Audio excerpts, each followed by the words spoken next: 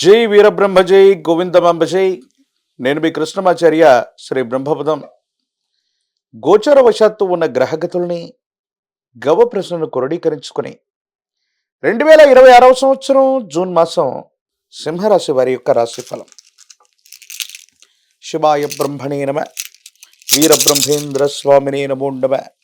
జై వీరబ్రహ్మ జై గోవిందమాంబ జై. వచ్చినటువంటి ఫలితం 6. ఇది శుక్రుడికి సంబంధించినటువంటి ఫలితం. సింహరాశి వారికి అష్టమ స్థానంలోని శని భగవానుడు రాహుకేతు సంబంధమైనటువంటి స్థితిగతులు కొన్ని అవరోధాలని, ఇబ్బందుల్ని సృష్టించేటువంటి అవకాశం కనిపిస్తోంది. వృత్తి, ఉద్యోగం, భవిష్యత్తుకు సంబంధించిన కొన్ని విషయాలు మానసికమైనటువంటి ఆందోళనకు కారణమవుతూ ఉంటాయి. ఏం చేయాలో తెలియని ఇబ్బందికరమైనటువంటి స్థితిగతులు కూడా వస్తూ ఉండొచ్చు. భార్యాభర్తల మధ్య కానీ, కుటుంబానికి సంబంధించిన కొంతమంది వ్యక్తులతో అనవసరమైనటువంటి విరోధాలు వస్తూ ఉంటాయి. భార్యాభర్తల మధ్య కూడా అపార్థాలు, అపోహలు వచ్చేటువంటి అవకాశం. కొత్త కొలువు లేదా ఉద్యోగం కోసం మీరు చేసే ప్రయత్నంలో భాగంగా పాత కొలువుల్ని విడిచిపెట్టడం, మళ్ళీ ఉద్యోగం రావటానికి ఆలస్యం అవటం, ఇది కొంచెం మిమ్మల్ని కంగారు పెట్టేటువంటి అంశం. కాబట్టి వృత్తి, ఉద్యోగ సంబంధమైనటువంటి అంశాల్లో ఉద్యోగం మారుతూ ఉన్నటువంటి సందర్భంలో 1-2 సార్లు ఆలోచించి నిర్ణయం తీసుకోండి. ప్రత్యేకించి అష్టమశని కారణంగా దీర్ఘకాలికమైనటువంటి అనారోగ్య సమస్యలు మిమ్మల్ని ఇబ్బంది పెట్టేటువంటి అవకాశం ఉంది.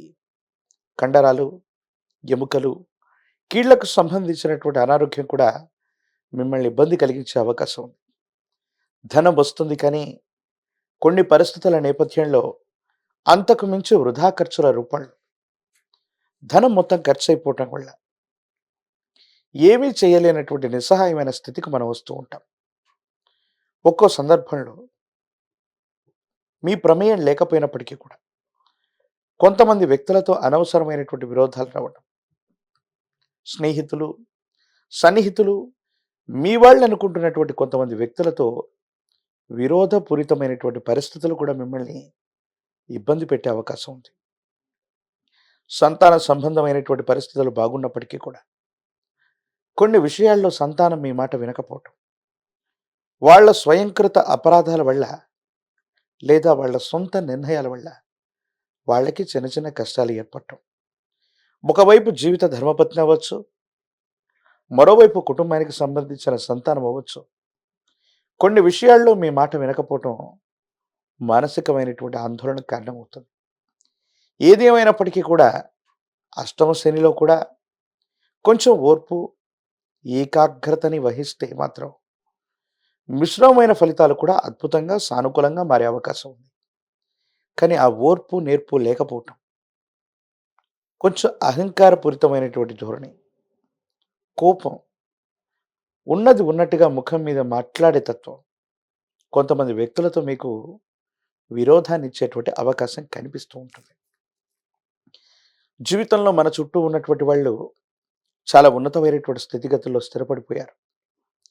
ఖచ్చితంగా వాళ్ళు మనకి ఏదో రకంగా తోడ్పాటు అందిస్తారనేటువంటి ఆశాభావంతో ఉంటే, మీ వల్ల పైకెదిగినటువంటి వ్యక్తులు కూడా కొన్ని విషయాల్లో తోడ్పాటును అందించకపోగా మానసికమైనటువంటి ఆందోళన కలిగించేటువంటి అవకాశం ఉంది.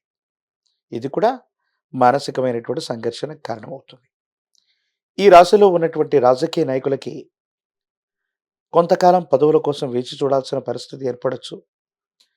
విద్యార్థులు ఏకాగ్రతతో కూడినటువంటి విద్యని అభ్యసించటం మంచిది. నిరుద్యోగులకి ఉద్యోగ కాలం ఉంది.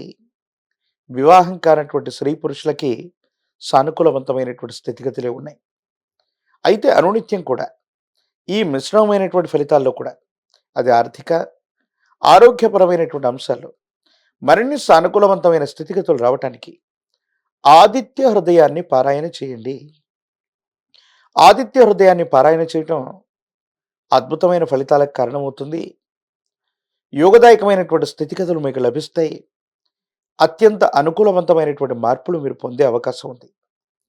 ఒక పంచముఖి రుద్రాక్షని మహాకాలభైరవ రక్షని మెళ్ళో ధరింపజేసుకోవటం వల్ల తీవ్రమైనటువంటి నరఘోష, నరదిష్టి, నరపీడలు కూడా తొలగిపోయి యోగదాయకమైనటువంటి స్థితిగతుల్లో జీవితం ఉంటుంది. భవిష్యత్ అంతా కూడా చక్కగా ఉండేటువంటి అవకాశం కనిపిస్తుంది. మరిన్ని వీడియోలు చూడటానికి గాను మన ఛానల్ని లైక్ చేయండి, షేర్ చేయండి, తప్పకుండా సబ్స్క్రైబ్ చేయండి.